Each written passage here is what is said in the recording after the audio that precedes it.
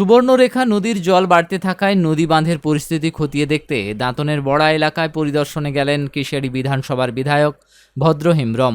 নদী তীরবর্তী বড়া গ্রামের কয়েক কিলোমিটার দীর্ঘ বাঁধের বিভিন্ন অংশ ঘুরে দেখেন তিনি। স্থানীয় বাসিন্দাদের সঙ্গে কথা বলে বাঁধের বর্তমান পরিস্থিতি ও তাদের সমস্যার কথাও শোনেন বিধায়ক। স্থানীয়দের দাবি, দীর্ঘদিন ধরে রক্ষণাবেক্ষণের অভাবে নদী বাঁধটি ক্রমশ সংকীর্ণ ও দুর্বল হয়ে পড়েছে। বর্তমানে বাঁধের বেশ কিছু অংশ অত্যন্ত ঝুঁকিপূর্ণ অবস্থায় রয়েছে। পরিস্থিতি দ্রুত মোকাবিলা না করা হলে যে কোনো সময় বাঁধ ভেঙে গ্রামে নদীর জল ঢুকে পড়ার আশঙ্কা করছেন গ্রামবাসীরা। বিগত কয়েক পক্ষকাল ধরে ভারী থেকে অতি ভারী বৃষ্টি এবং গালুডি জলাধার থেকে জল ছাড়ার ফলে সুবর্ণরেখা নদীর জলস্তর বেড়েছে।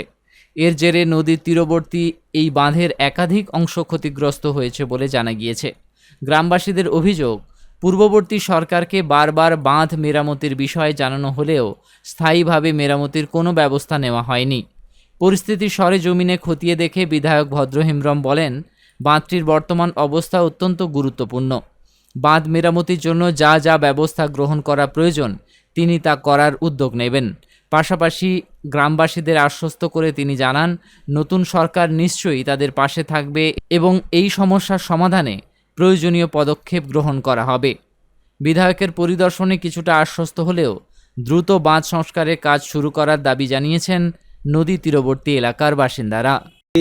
দাঁতন 1 নম্বর অঞ্চলের 1 নম্বর ব্লকের 1 নম্বর আলিকোসা গ্রাম পঞ্চায়েতের অন্তর্গত বড়া সংসদে, এই বড়া সংসদ নয়, কেশিয়াড়ি বিধানসভার একদম কুলবনি থেকে শুরু করে বাইপাটনা পর্যন্ত দীর্ঘ একটা নদীর পাড়, এই সুবর্ণরেখা নদীর তীরবর্তী এলাকা দাঁতন 1 নম্বর ব্লকের এই আলিকোসা অঞ্চল থেকে শুরু হয়েছে। বিগত কয়েকদিন আগে অতি ভারী বৃষ্টি এবং সহ গালুডি জলাধার থেকে জল ছাড়ার ফলে এই নদী পাড় ক্রমশ যেন এই গ্রামগুলোর দিকে ধেয়ে আসছে ভেঙে ভেঙে আর কি। আমরা ইতিমধ্যেই প্রশাসনের নজরে রেখেছি।